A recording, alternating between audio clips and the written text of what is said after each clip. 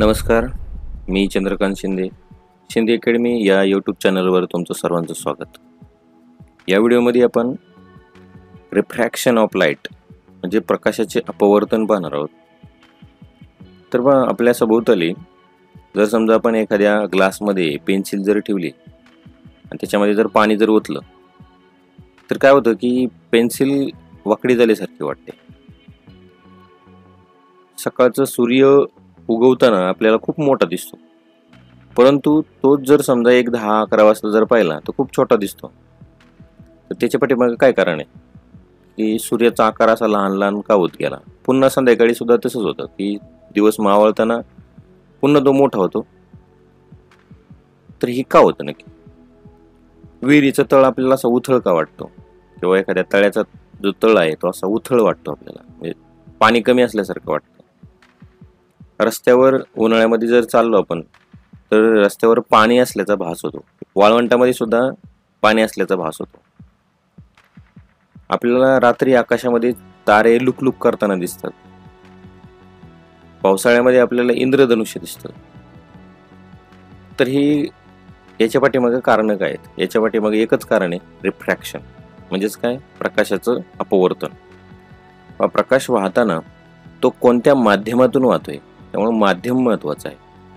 आता पृथ्वी आणि सूर्य याच्यामध्ये काहीच नाही, म्हणजे व्हॅक्यूम आहे.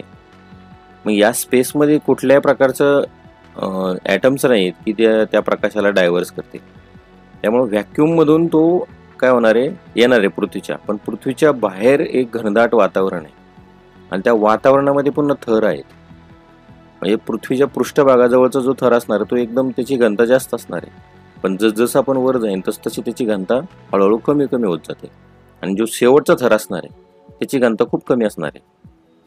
मग ज्या वेळेला स्पेसमधून ज्या वेळेला तो वातावरणात शिरतो त्यावेळेला त्यामध्ये काय होईल की आता जे वातावरणाचा थर आहे आणि स्पेस आहे हे दोन माध्यम आली. ज्या वेळेला हे स्पेस जे आहे त्याला आपण रिअर मीडियम म्हणणार आहे, म्हणजे विरल माध्यम. आणि जी हवा आहे ते घन माध्यम असणार आहे, म्हणजेच काय, डेंजर मीडियम असणार आहे.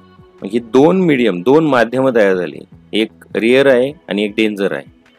पण जे मीडियम आहे, म्हणजे तुम्ही स्पेस आणि हवा घ्या किंवा कोणतेही दोन मीडियम घ्या, हवा आणि पाणी घ्या, तर कोणतेही मीडियम घ्या, तर ज्या ठिकाणी रिअर मीडियम म्हणजे विरल माध्यमातून घन माध्यमामध्ये ज्या वेळेला एखादा प्रकाशकिरण जाणार आहे तर ज्या ठिकाणी तो प्रकाशकिरण येऊन आदळणार आहे ज्या ठिकाणी, तर त्या ठिकाणी आपण एक नॉर्मल जर काढली, म्हणजे एक काटकोनामध्ये एक जर समजा आपण एक रेष जर ओढली तर काय होणार आहे पहा. यावरून आपण 3 नियम काढलेले आहेत. ते 3 नियम आपण आता पाहू. पहिला नियम असा आहे की ज्या वेळेला एखादा इन्सिडेंट येतो आणि तो विरल म्हणजेच थोडक्यात काय रिअर मीडियम मधून डेंजर मीडियम मध्ये प्रवेश करणार आहे, तर ज्या पॉईंटवर तो आहे ना डेंजर मीडियम मध्ये जाणार आहे त्या ठिकाणी आपण एक नॉर्मल काढली तर तो किरण नॉर्मलकडे झुकतो. म्हणजे ती जी मध्यक आहे, मीडियम आहे, त्याच्याकडे झुकतो. म्हणजे हा जो कोन असणार आहे हा जादा असणार आहे आणि हा कोन कमी असणार आहे. दुसरा नियम असा आहे, ज्या वेळेला डेंजर मीडियम आहे, म्हणजे समजा याच काचेच्या चिपमधून किंवा पाण्यामधून किंवा जी हवा आहे त्या हवेमधून स्पेसमध्ये जाणार आहे प्रकाशकिरण उलटा, त्यावेळेला काय होतं पहा. तर त्यावेळेला असं होणार आहे की जो काही नॉर्मल आहे या नॉर्मलच्या बाजूला जाणार आहे, म्हणजे नॉर्मलपेक्षा थोडासा लांब जाणार आहे हा प्रकाशकिरण. म्हणजे हा अँगल जादा असणार आहे आणि हा अँगल कमी असणार आहे.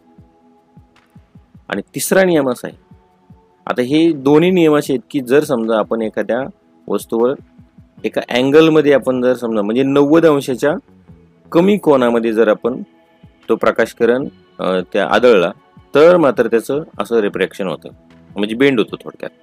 परंतु जर आपण एखाद्या मीडियममध्ये एकदम बरोबर काटकोनामध्ये जर आपण प्रकाशकिरण जर पाठवलं तर मग मात्र त्याचं काही तो बेंड होत नाही. तो आहे असाच त्या म्हणजे रिअर मीडियम मधून जसा येतो तसाच डेंजर मीडियम मध्ये पण जातो.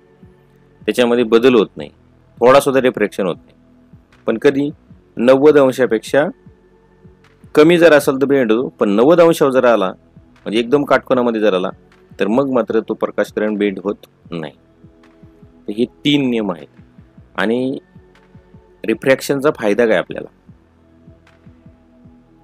कशासाठी अभ्यास करायचा आपल्याला रिफ्रॅक्शनचा, तर हे इंद्रधनुष्याचा आपण अभ्यास केला, काय मिळणार आहे आपल्याला, तारे लुक करताना आपण पाहिले, काय मिळणार त्याचं आपल्याला. ग्लासमध्ये पाणी घेतलं आणि त्याच्यामध्ये पेन्सिल उभी ठेवली, ती आपल्याला वाकडी दिसली, त्याचा फायदा काय आपल्याला, बरोबर ना. रिफ्रॅक्शनचा अभ्यास कशासाठी करायचा, तर पहा रिफ्रॅक्शनमुळे आपलं किती जीवन बदललेलं आहे ते मी आता तुम्हाला सांगतो. तर बरेच माणसांना पहा चष्मा लागतो बा, तर चष्मा बनलेला असतो काचपासून.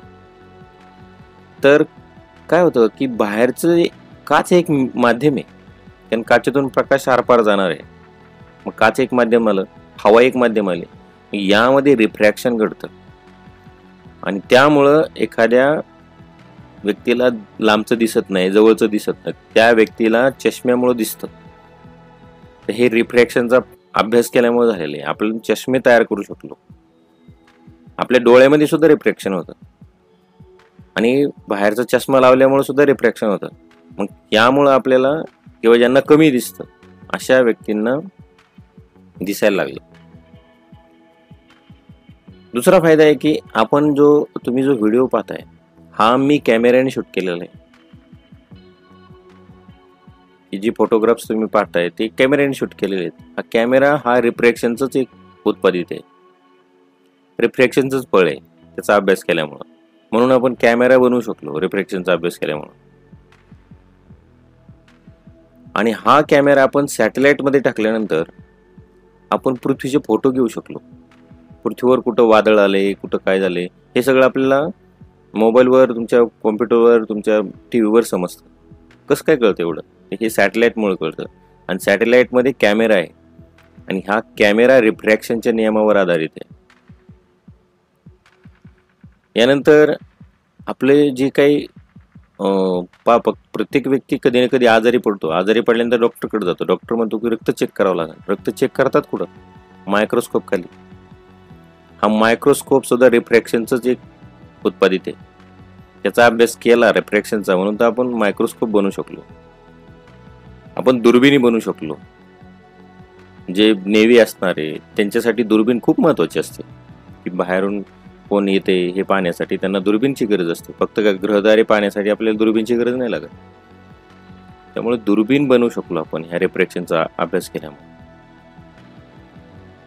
तुम्ही जे कधी कधी विकेंडला फिल्म पाहायला जाता, एखादी मूवी पाहायला जाता, तर ज्या मूवी थिएटरमध्ये जो प्रोजेक्टर लावलेला आहे, तुम्हाला तुमचं जे मनोरंजन होतं, तो प्रोजेक्टर सुद्धा एक या रिफ्रॅक्शनचंच एक उत्पादित आहे. त्याच्यामुळेच रिफ्रॅक्शनचा अभ्यास केल्यामुळे आपण प्रोजेक्टर बनवू शकलो, म्हणून तुम्ही मूवी पाहताय. तर हे एवढे सगळे या रिफ्रॅक्शनचे फायदे आहेत. त्यामुळे रिफ्रॅक्शनचा अभ्यास करायचा आहे. तर आता थांबूया. धन्यवाद. हा व्हिडिओ तुम्हाला आवडला असल्यास या व्हिडिओला लाईक करा, तुमच्या मित्रांना हा व्हिडिओ शेअर करा आणि असेच व्हिडिओ पाहिजे असतील तर माझ्या चॅनलला सबस्क्राईब करा. धन्यवाद.